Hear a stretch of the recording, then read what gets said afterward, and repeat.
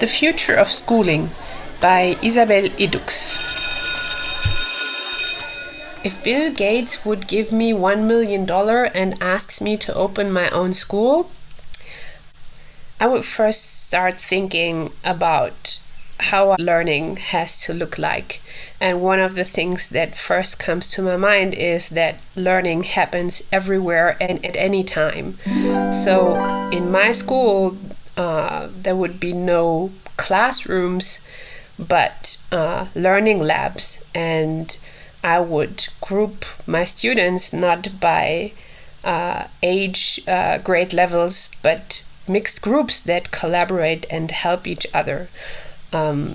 I would organize learning asynchronously so that students have the freedom to work on their own pace and to reach mastery skills within a defined time frame. I would guarantee that assessment is done invisibly for the students, and the teachers are just observing and giving feedback without announcing that there is an exam or a test or anything similar. And I would not have any letter or number grades in my school. My school would totally work with descriptive feedback. The role of the teacher in my dream school is not the guardian of the knowledge, but a talent manager who unfolds the potential of each student. The teacher would ask, what does the student bring to the classroom? Which questions? What are the puzzles that they deal with? And not what can the teacher put inside in terms of knowledge and curriculum. The teacher needs to be able to let learning happen and let go of the need to control every tiny step in the learning process. Too often, teachers are in the way of student learning and stop letting students ask the questions that they're actually interested in, rather than getting their curriculum done in the classroom.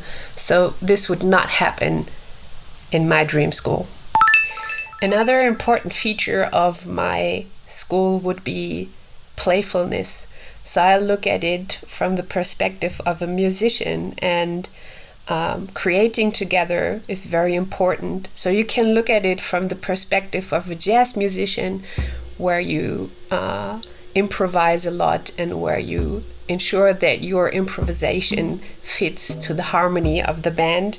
Or you can look at it from the perspective of a classical musician, where somebody comes with the script, the plan, the music score, and ensures that everybody involved plays in perfect harmony, knowing they're part of the script and interpreting together. Now, when you look at the process, somebody wrote down an idea, a composition, that was the composer. Somebody comes and brings the musicians together and interprets the piece, the conductor. And then all individual instrumentalists know their part in the script and play in perfect harmony.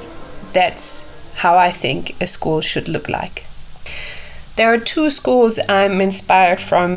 It's the Evangelische Schule Berlin Zentrum and Think Global School. I'll put the links in the description to this podcast. Now, you might want to know what I do with the $1 million from Bill Gates. I truly believe education doesn't need a lot of money. So if I would have the $1 million, I would buy instruments for all my students and teach them music to compose community.